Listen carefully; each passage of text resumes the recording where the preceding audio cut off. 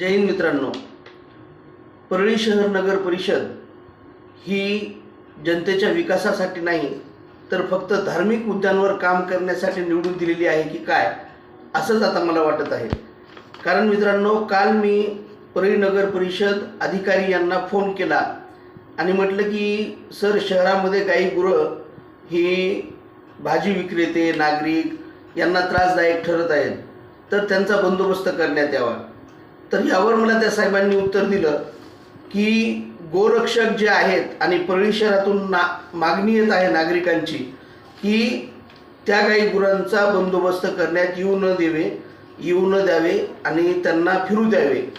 म्हणजे याचा अर्थ काय झाला मित्रांनो, की तुम्ही तुमची गाई गुरं रस्त्यावर सोडा आणि जनतेला त्रास द्या, आणि जे माझे बांधव गोरक्षणाच्या नावाखाली गाई गुरांचा सांभाळ करायचा आणि त्यांना रस्त्यावर फिरू द्यायचं असं त्यांना वाटत असेल, तर अशा माझ्या बांधवांनी ती गाई गुरं नगर परिषदेने त्यांना पालन पोषणासाठी द्यावीत आणि एकदम मोफत द्यावीत, असं मी नगर परिषदेला आज हे निवेदन देऊन आलो आहे.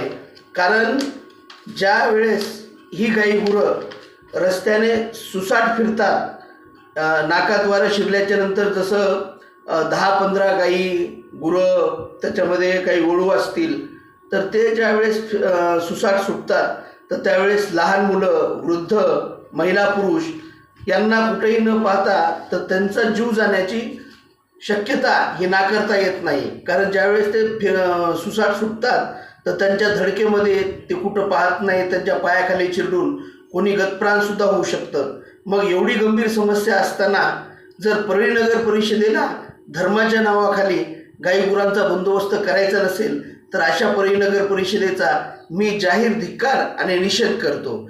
जय हिंद, जय भारत.